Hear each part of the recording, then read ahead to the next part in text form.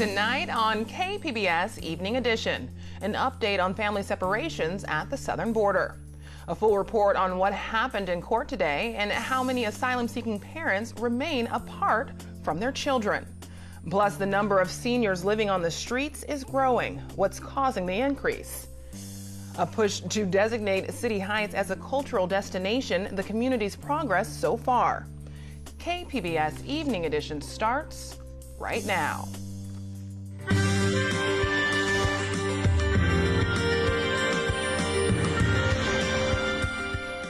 Good evening. It's Thursday, April 25th. Thanks for joining us. I'm Ebony Monet. 6 months, that's how long a San Diego federal judge is giving the U.S. government to identify potentially thousands of children who are separated from their parents at the border. KPBS border reporter Jean Guerrero was at the hearing. Commander Jonathan White of the Department of Health and Human Services was in the courtroom today testifying. He's the official who designed the original plan to reunify thousands of children who were separated from their parents, and who's currently designing the new plan to reunify potentially thousands more who remain separated. Despite the U.S. government's attorneys saying that they need more time to identify the remaining families, Commander White said he actually thinks that it will be possible to identify these remaining families within a 6-month period. The judge called him a beacon of light in this process and said he has the utmost confidence in him. And he decided to issue the order for the identification to be done within 6 months, subject to good cause. Here's what Attorney Lee Gallant of the ACLU had to say. We could not be happier with the way it went today in court. We have an enormous task ahead of us now to try and find all these families. In addition to establishing the 6-month deadline, the judge also asked that Commander White participate in regular status update phone calls about the process. Reporting from the federal courthouse, Jean Guerrero, KPBS News. Commander White says the child detention facilities in the U.S. are currently 97% occupied. Then Social Security checks, little retirement savings, and a lack of affordable housing are forcing some California seniors onto the streets. In San Diego County, the number of people on the streets between the ages of 55 and 74 grew by 6% last year. As part of our Graying California series, KPBS's Amita Sharma spent the day with a 71-year-old man who lives on San Diego's sidewalks. This is where I sleep. And usually I start getting ready to go to sleep about 8:30 at night.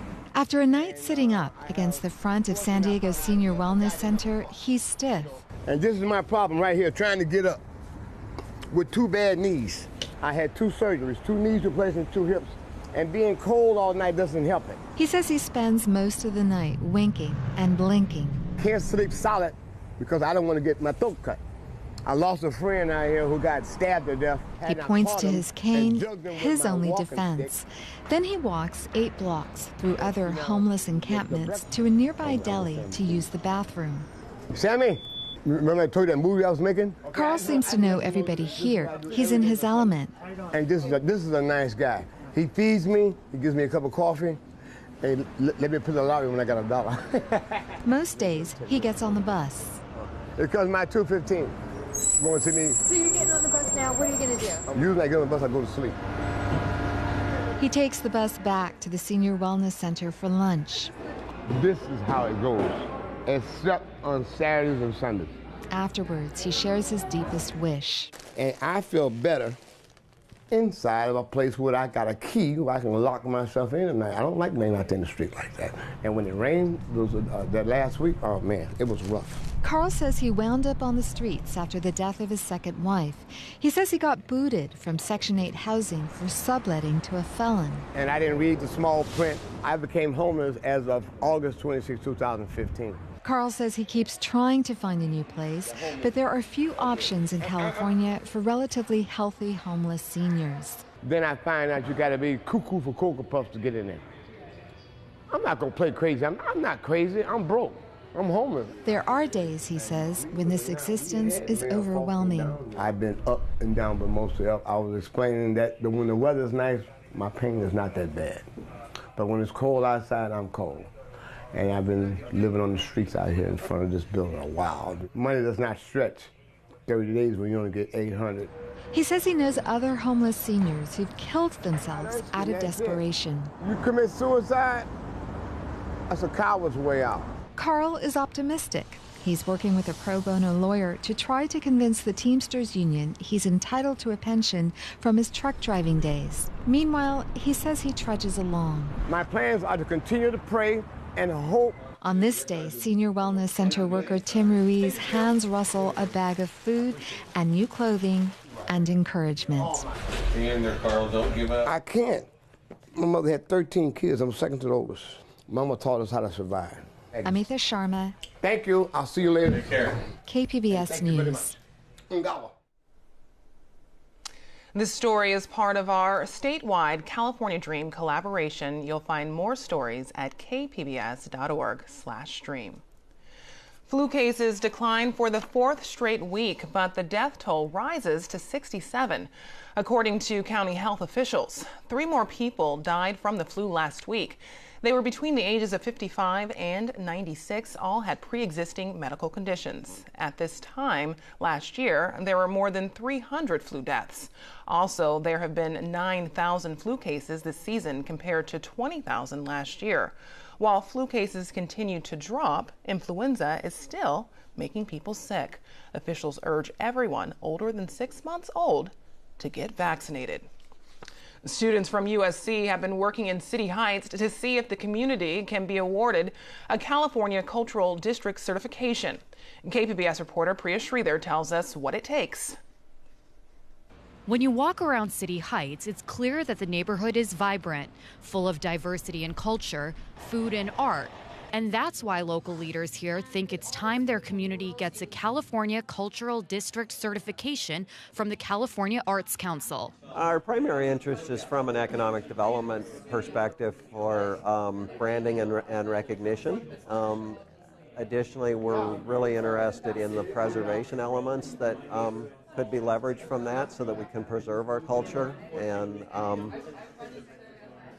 avoid the common issue of displacement of arts and culture as areas grow and become more affluent. And that's what a designation would give an area: official state certification, branding materials, and $5,000 a year for a period of 5 years. The California Arts Council says it wants districts to play a conscious role in tackling the issue of artist displacement. In 2017, the California Arts Council gave 3 awards in San Diego to Balboa Park, Oceanside, and Barrio Logan. This year, master's students from the University of Southern California's School of Public Policy came to City Heights to study 4 possible areas that might be worthy of a designation. Because the California Cultural District has to be walkable, we identified 4 different nexuses within City Heights that could provide that space. So they're short, less than a mile, 5-minute districts that we could say, visitors could come and they could walk from one end to another and experience City Heights within this space. But hopefully that district would be then leveraged to benefit the entire community at large. They looked at walkability and streetscapes and community assets like schools, religious organizations, and restaurants and retailers. Ultimately, they found that Little Saigon had the most potential to be awarded a designation right now. But they also felt that it might be worth it for City Heights to wait to apply for the designation. So we feel like it's a little premature to pursue this cultural district designation, especially when there's all these infrastructure things that need to be made, things that improve walkability like street lighting or sidewalks improvements, things like that, even public art.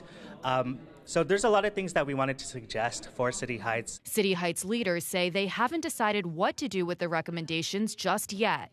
They think going through the application process could be valuable even if they aren't awarded the designation this year. It's very informative, really nice to have an outside perspective of somebody else looking in. We're all a little too entrenched and we think we're a perfect candidate. But it's interesting to hear the perspective of an outside point of view. Both City Heights leaders and students agree that preserving the community's unique diversity of refugees, immigrants, and a blending of cultures, especially in the face of gentrification, should be a priority. People were incredibly happy to talk to us, incredibly proud of where they've come from, really willing to tell the stories of how their families came here and what it looked like to start a business or even just to put food in their families' mouths, to send their kids to college. So that was really impressive and super. It's a delight to see, honestly, when you do this kind of work, just to see a community that has such a strong sense of who it is. Priya Sridhar, KPBS News. The California Arts Council will release applications later this year. I'm Judy Woodruff. Tonight on the NewsHour, former Vice President Joe Biden jumps into the race for the 2020 Democratic presidential nomination. Coming up at 7 after Evening Edition on KPBS. Former Vice President Joe Biden officially throws his hat into the race for the 2020 presidential election. But what are his chances? Kelly Daschle from the Associated Press breaks it down. Ending months of speculation, former Vice President Joe Biden is making it official, formally declaring his bid for the White House, joining an already crowded and diverse Democratic field. Though his announcement is hardly a surprise, I appreciate the energy you showed when I got up here. Save it a little longer. I may need it in a few weeks. Biden's formal declaration finally resolves the last big open question about the field and propels him instantly to the front of the pack in the early polls. But Biden's campaign hit a major stumble before it began, rocked by controversy in recent weeks over allegations of inappropriate, albeit non-sexual, interactions with a number of women. Biden denies any improper contact, but says he gets that social norms are shifting. I hear what they're saying. I understand it. And I'll be much more mindful. That's my responsibility. Still, analysts say the controversy highlights what could be his biggest challenge in the race, navigating the current generational shift going on in the Democratic Party. We are a diverse country. Democrats will be mounting a younger and more diverse candidate pool than we've seen recently. And his demographics, age, gender, and race don't match up very well with the diversity of the rest of the pool. The former vice president enters the race as a moderate establishment candidate in a field dominated by those battling to be the progressive standard bearer. This will be the 76-year-old Biden's third run for the White House, and critics say he'll face an uphill battle attracting new voters in a party longing for an energetic, fresh face. But Biden supporters argue his foreign policy chops, working-class Rust Belt appeal, and his candor, ironically something that has plagued him in the past, give him a leg up on most of the others in the field. One of the big advantages of a Biden candidacy is that he has a great common touch. He knows how to speak to the average citizen in a language and on the themes that they're interested in. And those supporters believe he's exactly what the party needs to win against Trump. Kelly Daschle, Associated Press. Other candidates running against Biden include Senator Bernie Sanders, Senator Kamala Harris, and Senator Elizabeth Warren. There's a national debate over some symbols in their controversial histories. One of those debates is over the state flag of Massachusetts. WGBH reporter Arun Roth shows us why critics want it to change. The state flag is everywhere, but have you ever really looked at it? I'm sure I've seen it every day and walked right by it, but for whatever reason it's never registered. I gotta be honest, I kind of like it. Yeah? I'm assuming the gentleman in the shield, is that Massasoit? It's easy to miss one little detail. A sword hanging over the head of that Native American. That disembodied arm you see there with... That's a little, it's a little troubling. Now that I see it, it's as bold as, it's as bold as day. It's very clear. You've got the Native man here, and he's supposed to represent Usamequin. Hartman Dietz is a Wampanoag who learned this history as a kid. Usamequin is the person that history remembers as Massasoit, who signed the peace treaty with the English folks in 1621, known as the 1621 Agreement. And this is what they often remember in the first Thanksgiving. Now, that sword over Usamequin's head is wielded by Miles Standish, who was at that first Thanksgiving and became an American hero for defending the Plymouth colony. but he also terrorized local natives. This is a part of the brutality that's being celebrated when they harken back to Miles Standish and who he is and what he represents. He represents the death of Native people. He represents the threat of sword, the threat of arms. This is a flag that marks the oppression and subjugation of our people under the threat of violence. Now a handful of state lawmakers like Lindsay Sabadosa are pushing legislation to start a conversation about changing these symbols. We need to put together a commission really composed of Native voices so that we can find a symbol that represents the values of Massachusetts, that's true to our history, but is also respectful at the same time. Dietz and Sabadosa both think momentum for change is building, thanks in part to the intense conversations about race in the Trump era. I think that leads people to reflect more on their communities and what are the symbols and emblems that represent us and why do they represent us and is that who we want to be? For people who want to preserve the tradition and history in the flag, Harpen Dietz says there's a simple solution. If we could just simply change this flag from that sword to a tree, which represents peace. Maybe something about true peace and equality underneath it. We have a whole different meaning to the same symbolism. The movement for change is also taking hold at the local government level. Around 50 cities and towns across the state are considering local resolutions to support changing the flag. There's an event this weekend in San Diego to spotlight a global crisis. Each year, more than 800,000 children die from water-related diseases, according to Project Concern International. At the PCI Water Walk, participants will bring awareness to this issue by walking for 3 miles with 5-gallon jugs balanced on their heads.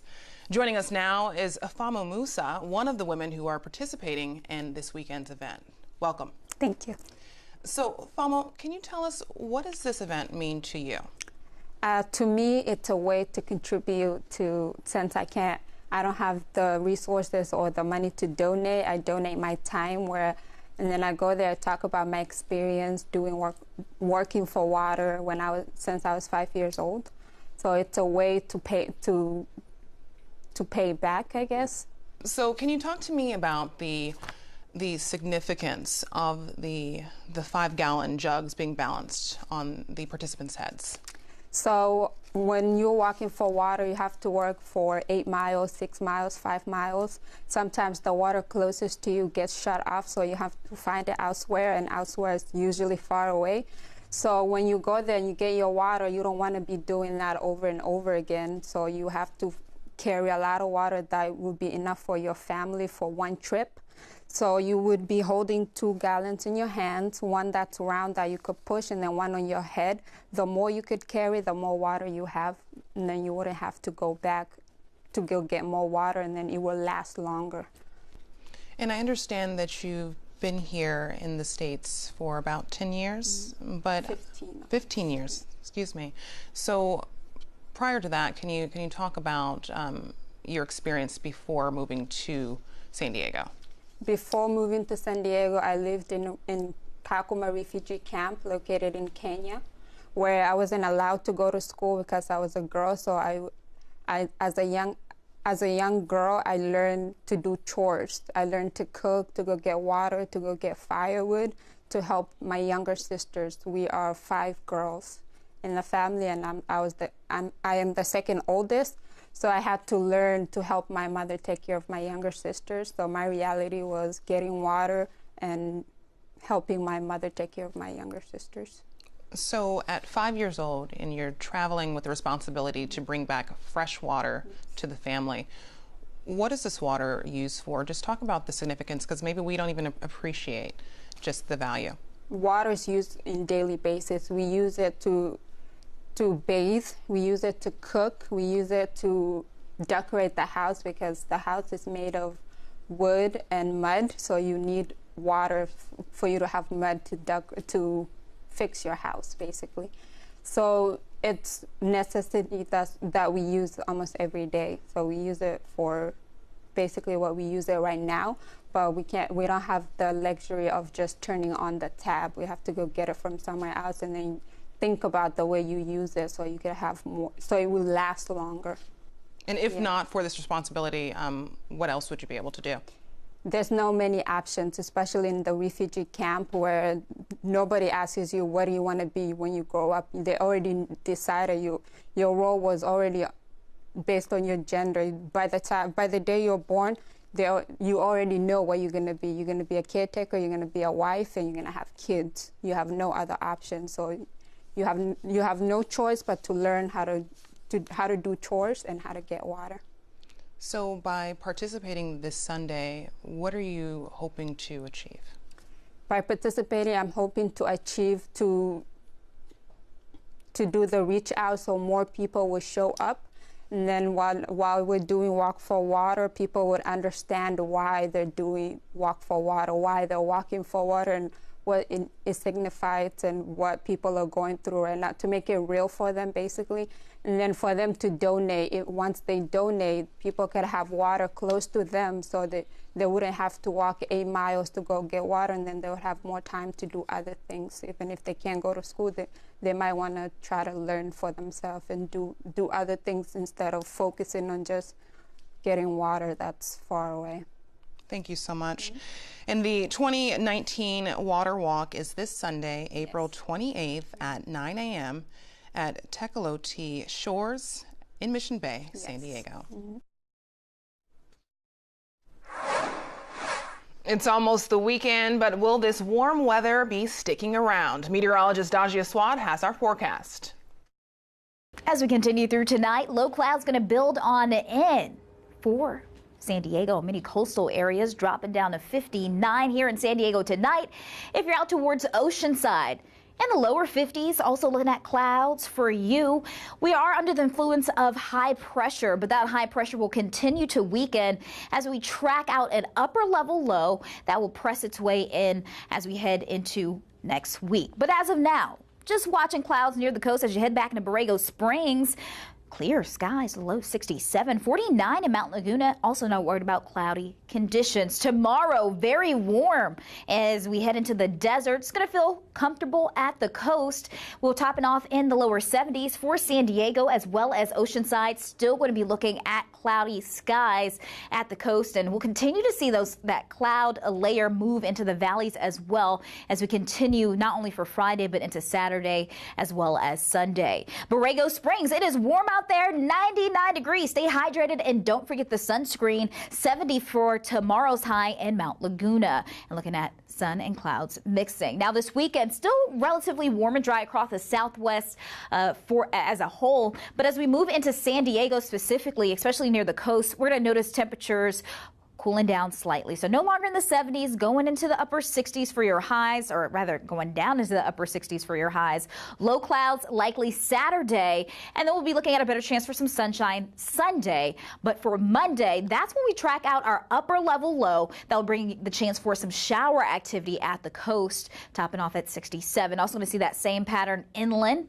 Noticing more clouds as we head into tomorrow and Saturday, topping off in the upper 70s, then only in the upper 60s as you head into Monday and Tuesday, and a passing shower for Monday. If you're out to the deserts, well, it's going to remain pretty warm at least through Sunday, and then we'll be talking about the chance for some cooler air on your Monday with a high of only 79, so a big temperature change in towards the deserts as we head into the early week. Also notice that cool down into the mountains for the early week, topping off in the 50s. Reporting for KBBS News, I'm your meteorologist, Dajia Swad. Back to you. Warm weather means outdoor events like the popular Art Walk and Adams Avenue Unplugged. Or if you want to stay inside, there's a dance performance from some of the favorite classical ballets. KPBS arts editor Nina Guerin shows us what's coming up. If you're in the mood to buy art or just spend a day outside looking at it, head to Mission Federal Art Walk, a favorite San Diego arts festival. On display at this 35th annual event is everything from watercolor and oil paintings to photography and sculpture. There are booths set up along 16 blocks in Little Italy for you to discover new artists or check in with your favorites. The two-day event also has a popular Kids Walk event for families, 4 stages of music and spoken word, and my personal favorite, the Art Moves stage, featuring ballet, hip-hop, and contemporary dance performances. Adams Avenue Unplugged is another popular arts festival This one focusing on music throughout Normal Heights and Kensington. Oh, I went down, down, down inside. The way this event works is that musicians will perform at various venues along Adams Avenue, like Kensington Cafe, the Old Sod Lestat's, and other neighborhood businesses. Artists range from folk favorite David Lindley and Latin singer Gabby Moreno to a variety of local singer-songwriters, country artists, and alternative bands. San Diego Ballet is known for putting on non-traditional ballet shows that mix jazz with dance, but for Romance on Point, it's all about the classics. For this program, you'll see excerpts from 3 beloved ballets, Romeo and Juliet, Don Quixote, and Giselle. Interpreted by Javier Velasco, the dances will focus on romance and the heart of each story. This is the kind of traditional ballet with point shoes and romantic tutus, perfect for both ballet lovers and new audiences too. For KPBS Arts, I'm Nina Guerin. Now here's a look at what we're working on for tomorrow in the KPBS newsroom. On Morning Edition, thousands of marijuana-related convictions could be getting dismissed. Which cases qualify? And on Midday Edition, Imperial Beach is moving closer to one of the strictest plastic bag bans in the state. Details on the mayor's proposal. You can find tonight's stories on our website, kpbs.org/evening edition. Thanks for joining us. Have a great night.